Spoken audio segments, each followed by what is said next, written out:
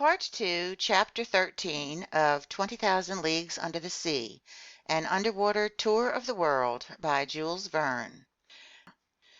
Chapter 13, The Ice Bank. The Nautilus resumed its unruffled southbound heading. It went along the 50th meridian with considerable speed. Would it go to the pole? I didn't think so, because every previous attempt to reach this spot on the globe had failed.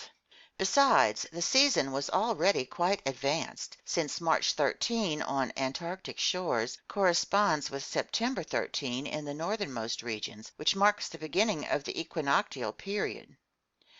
On March 14, at latitude 55 degrees, I spotted floating ice, plain, pale bits of rubble 20 to 25 feet long, which formed reefs over which the sea burst into foam.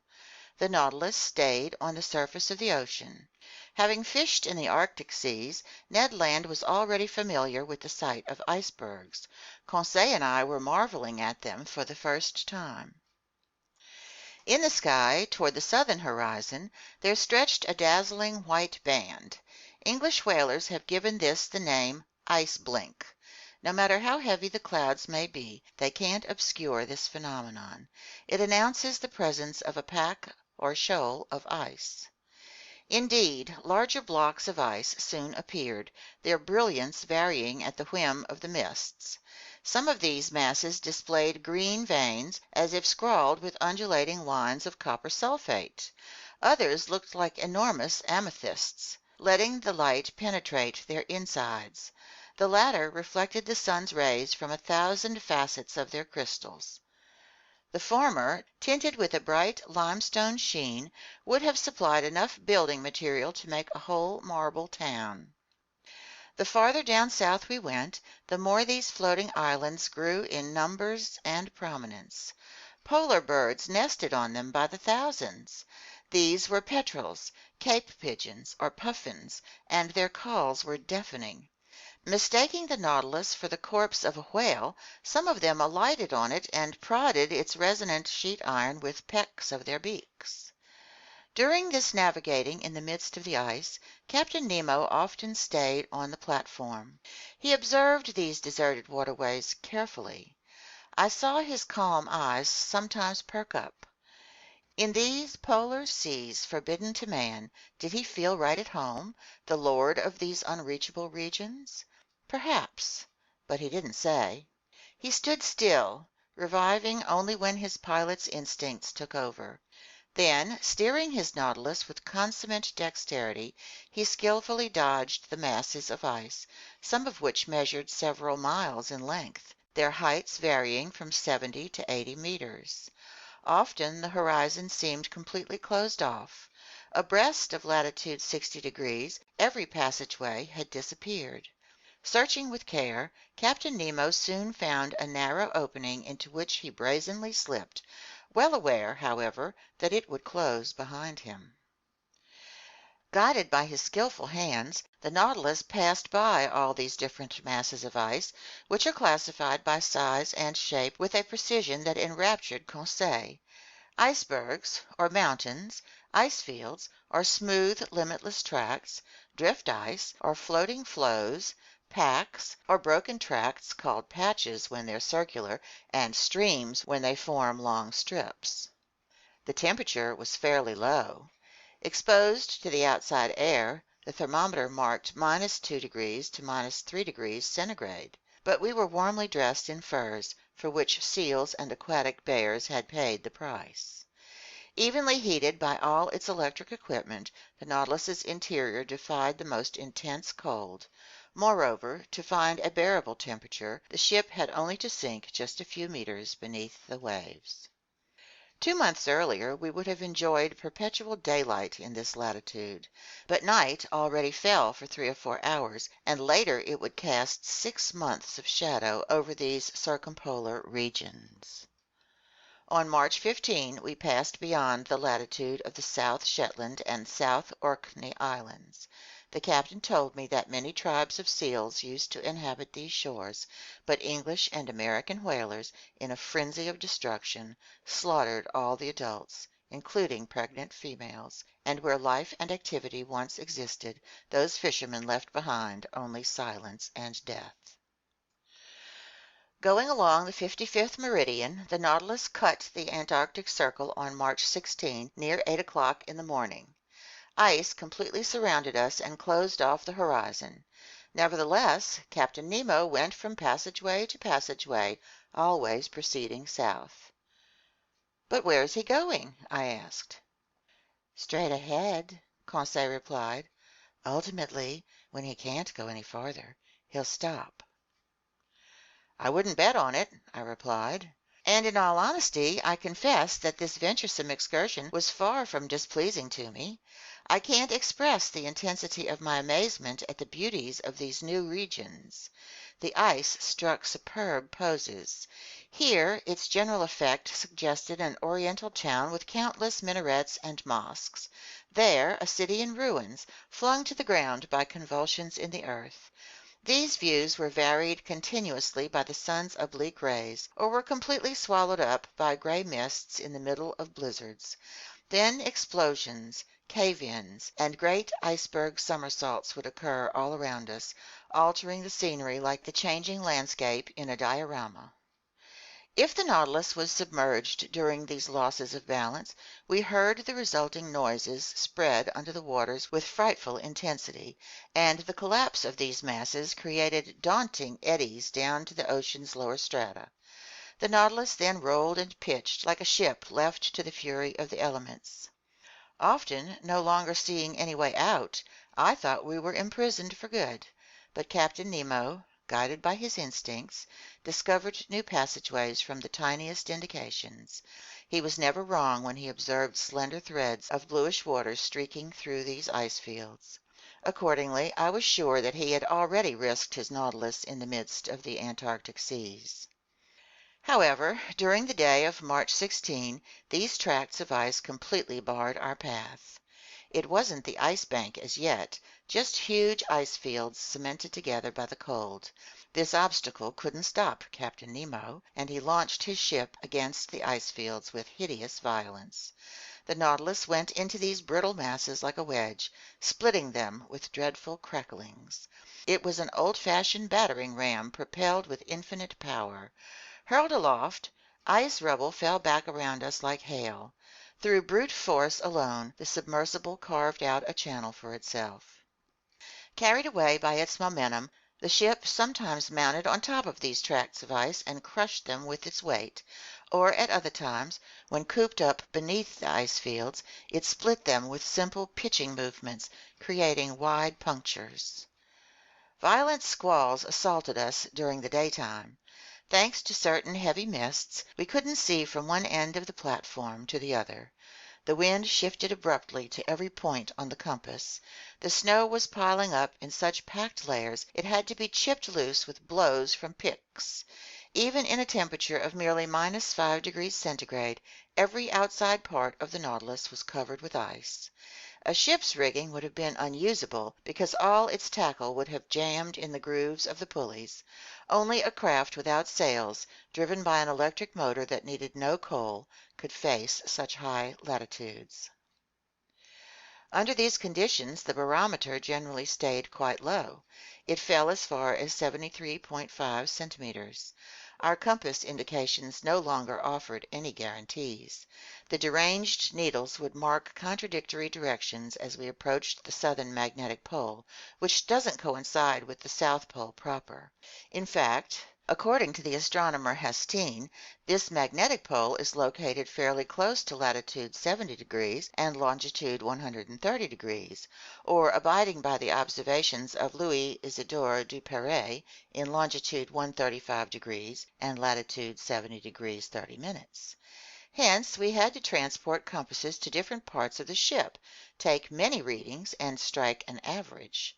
Often we would chart our course only by guesswork, a less than satisfactory method in the midst of these winding passageways whose landmarks change continuously. At last, on March 18, after 20 futile assaults, the Nautilus was decisively held in check. No longer was it an ice stream, patch, or field. It was an endless, immovable barrier formed by ice mountains fused to each other. "The Ice Bank," the Canadian told me. For Ned Land, as well as for every navigator before us, I knew that this was the great insurmountable obstacle. When the sun appeared for an instant near noon, Captain Nemo took a reasonably accurate sight that gave our position as longitude 51 degrees 30 minutes and latitude 67 degrees 39 minutes south. This was a position already well along in these Antarctic regions. As for the liquid surface of the sea, there was no longer any semblance of it before our eyes. Before the Nautilus's spur there lay vast broken plains, a tangle of confused chunks with all the helter-skelter unpredictability typical of a river's surface a short while before its ice breakup. But in this case the proportions were gigantic. Here and there stood sharp peaks, lean spires that rose as high as 200 feet. Farther off, a succession of steeply cut cliffs sporting a grayish tint. Huge mirrors that reflected the sparse rays of the sun half drowned in mist. Beyond, a stark silence reigned in this desolate natural setting, a silence barely broken by the flapping wings of petrels or puffins. By this point, everything was frozen, even sound. So the Nautilus had to halt in its venturesome course among these tracts of ice. "Sir," Ned Land told me that day, "if your captain goes any further—" "Yes?" "He'll be a superman." "How so, Ned?" "Because nobody can clear the Ice Bank. Your captain's a powerful man, but damnation, he isn't more powerful than nature. If she draws a boundary line, there you stop, like it or not." "Correct, Ned Land, but I still want to know what's behind this Ice Bank. Behold my greatest source of irritation, a wall." "Master is right," Conseil said. "Walls were invented simply to frustrate scientists. All walls should be banned." "Fine," the Canadian put in, "but we already know what's behind this Ice Bank." "What?" I asked. "Ice, ice, and more ice." "You may be sure of that, Ned," I answered, "but I'm not. That's why I want to see for myself." "Well, Professor," the Canadian replied, "you can just drop that idea. You've made it to the Ice Bank, which is already far enough, but you won't get any farther, neither your Captain Nemo nor his Nautilus, and whether he wants to or not, we'll head north again, in other words, to the land of sensible people." I had to agree that Ned Land was right, and until ships are built to navigate over tracts of ice, they'll have to stop at the Ice Bank. Indeed, despite its efforts, despite the powerful methods it used to split this ice, the Nautilus was reduced to immobility. Ordinarily, when someone can't go any farther, he still has the option of returning in his tracks. But here it was just as impossible to turn back as to go forward, because every passageway had closed behind us, and if our submersible remained even slightly stationary, it would be frozen in without delay, which is exactly what happened near 2 o'clock in the afternoon. And fresh ice kept forming over the ship's sides with astonishing speed. I had to admit that Captain Nemo's leadership had been most injudicious. Just then I was on the platform. Observing the situation for a while, the captain said to me, "Well, Professor, what think you?" "I think we're trapped, Captain." "Trapped? What do you mean?" "I mean we can't go forward, backward, or sideways. I think that's the standard definition of trapped, at least in the civilized world." "So, Professor Aronnax, you think the Nautilus won't be able to float clear?" "Only with the greatest difficulty, Captain, since the season is already too advanced for you to depend on an ice breakup." "Oh, Professor," Captain Nemo replied in an ironic tone, "you never change. You see only impediments and obstacles. I promise you, not only will the Nautilus float clear, it will go farther still." "Farther south?" I asked, gaping at the captain. "Yes, sir. It will go to the pole." "To the pole!" I exclaimed, unable to keep back a movement of disbelief. "Yes," the captain replied coolly. The Antarctic pole, that unknown spot crossed by every meridian on the globe. As you know, I do whatever I like with my Nautilus. Yes, I did know that. I knew this man was daring to the point of being foolhardy. But to overcome all the obstacles around the South Pole, even more unattainable than the North Pole, which still hadn't been reached by the boldest navigators, wasn't this an absolutely insane undertaking, one that could occur only in the brain of a madman? It then dawned on me to ask Captain Nemo if he had already discovered this pole, which no human being had ever trod underfoot. "No, sir," he answered me, "but we'll discover it together. Where others have failed, I'll succeed. Never before has my Nautilus cruised so far into these southernmost seas, but I repeat, it will go farther still." "I'd like to believe you, Captain," I went on in a tone of some sarcasm. "Oh, I do believe you. Let's forge ahead. There are no obstacles for us. Let's shatter this ice bank. Let's blow it up, and if it still resists, let's put wings on the Nautilus and fly over it." "Over it, Professor?" Captain Nemo replied serenely. "No, not over it, but under it." "Under it!" I exclaimed. A sudden insight into Captain Nemo's plans had just flashed through my mind. I understood. The marvelous talents of his Nautilus would be put to work once again in this superhuman undertaking. "I can see we're starting to understand each other, Professor," Captain Nemo told me with a half smile. "You already glimpse the potential, myself I'd say the success, of this attempt. Maneuvers that aren't feasible for an ordinary ship are easy for the Nautilus. If a continent emerges at the pole, we'll stop at that continent, but on the other hand, if open sea washes the pole, we'll go to that very place." "Right," I said, carried away by the captain's logic.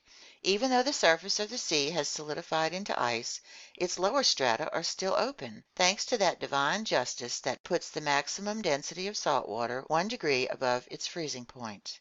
And if I'm not mistaken, the submerged part of this ice bank is in a 4-to-1 ratio to its emerging part." "Very nearly, Professor. For each foot of iceberg above the sea, there are 3 more below." Now then, since these ice mountains don't exceed a height of 100 meters, they sink only to a depth of 300 meters. And what are 300 meters to the Nautilus? "A mere nothing, sir." "We could even go to greater depths and find that temperature layer common to all ocean water, and there we'd brave with impunity the -30° or -40° cold on the surface." "True, sir, very true," I replied with growing excitement. "Our sole difficulty," Captain Nemo went on, "lies in our staying submerged for several days without renewing our air supply." "That's all?" I answered. "The Nautilus has huge air tanks. We'll fill them up, and they'll supply all the oxygen we need." "Good thinking, Professor Aronnax," the captain replied with a smile. "But since I don't want to be accused of foolhardiness, I'm giving you all my objections in advance." "You have more?" "Just one. If a sea exists at the South Pole, it's possible this sea may be completely frozen over, so we couldn't come up to the surface." "My dear sir, have you forgotten that the Nautilus is armed with a fearsome spur? Couldn't it be launched diagonally against those tracts of ice, which would break open from the impact?" "Ah, Professor, you're full of ideas today." "Besides, Captain," I added with still greater enthusiasm, "why wouldn't we find open sea at the South Pole just as at the North Pole? The cold temperature poles and the geographical poles don't coincide in either the northern or southern hemispheres, and until proof to the contrary, we can assume these 2 spots on the earth feature either a continent or an ice-free ocean." "I think as you do, Professor Aronnax," Captain Nemo replied. "I'll only point out that after raising so many objections against my plan, you're now crushing me under arguments in its favor." Captain Nemo was right. I was outdoing him in daring. It was I who was sweeping him to the pole. I was leading the way. I was out in front. But no, you silly fool. Captain Nemo already knew the pros and cons of this question, and it amused him to see you flying off into impossible fantasies. Nevertheless, he didn't waste an instant. At his signal, the chief officer appeared. The two men held a quick exchange in their incomprehensible language, and either the chief officer had been alerted previously, or he found the plan feasible, because he showed no surprise. But as unemotional as he was, he couldn't have been more impeccably emotionless than Conseil when I told the fine lad our intention of pushing on to the South Pole. He greeted my announcement with the usual, "As master wishes," and I had to be content with that. As for Ned Land, no human shoulders ever executed a higher shrug than the pair belonging to our Canadian. "Honestly, sir," he told me, "you and your Captain Nemo, I pity you both." "But we will go to the Pole, Mr. Land." "Maybe, but you won't come back." And Ned Land re-entered his cabin, "to keep from doing something desperate," he said as he left me. Meanwhile, preparations for this daring attempt were getting under way. The Nautilus's powerful pumps forced air down into the tanks and stored it under high pressure. Near 4 o'clock, Captain Nemo informed me that the platform hatches were about to be closed. I took a last look at the dense ice bank we were going to conquer. The weather was fair, the skies reasonably clear, the cold quite brisk, namely -12°C, but after the wind had lulled, this temperature didn't seem too unbearable. Equipped with picks, some 10 men climbed onto the Nautilus's sides and cracked loose the ice around the ship's lower plating, which was soon set free. This operation was swiftly executed because the fresh ice was still thin. We all re-entered the interior. The main ballast tanks were filled with the water that hadn't yet congealed at our line of flotation. The Nautilus submerged without delay. I took a seat in the lounge with Conseil. Through the open window we stared at the lower strata of this southernmost ocean. The thermometer rose again. The needle on the pressure gauge swerved over its dial. About 300 meters down, just as Captain Nemo had predicted, we cruised beneath the undulating surface of the ice bank. But the Nautilus sank deeper still. It reached a depth of 800 meters. At the surface, this water gave a temperature of -12°C, but now it gave no more than -10°C. 2 degrees had already been gained. Thanks to its heating equipment, the Nautilus's temperature, needless to say, stayed at a much higher degree. Every maneuver was accomplished with extraordinary precision. "With all due respect to master," Conseil told me, "we'll pass it by." "I fully expect to," I replied in a tone of deep conviction. Now, in open water, the Nautilus took a direct course to the pole without veering from the 52nd meridian. From 67 degrees 30 minutes to 90 degrees, 22½ degrees of latitude were left to cross, in other words, slightly more than 500 leagues. The Nautilus adopted an average speed of 26 miles per hour, the speed of an express train. If it kept up this pace, 40 hours would do it for reaching the pole. For part of the night, the novelty of our circumstances kept Conseil and me at the lounge window. The sea was lit by our beacon's electric rays, but the depths were deserted. Fish didn't linger in these imprisoned waters. Here they found merely a passageway for going from the Antarctic Ocean to open sea at the pole. Our progress was swift. You could feel it in the vibrations of the long steel hull. Near 2 o'clock in the morning, I went to snatch a few hours of sleep. Conseil did likewise. I didn't encounter Captain Nemo while going down the gangways. I assumed that he was keeping to the pilot house. The next day, March 19, at 5 o'clock in the morning, I was back at my post in the lounge. The electric log indicated that the Nautilus had reduced speed. By then it was rising to the surface, but cautiously, while slowly emptying its ballast tanks. My heart was pounding. Would we emerge into the open and find the polar air again? No. A jolt told me that the Nautilus had bumped the underbelly of the ice bank, still quite thick to judge from the hollowness of the accompanying noise. Indeed, we had struck bottom, to use nautical terminology, but in the opposite direction and at a depth of 3,000 feet. That gave us 4,000 feet of ice overhead, of which 1,000 feet emerged above water. So the Ice Bank was higher here than we had found it on the outskirts, a circumstance less than encouraging. Several times that day the Nautilus repeated the same experiment, and always it bumped against this surface that formed a ceiling above it. At certain moments the ship encountered ice at a depth of 900 meters, denoting a thickness of 1,200 meters, of which 300 meters rose above the level of the ocean.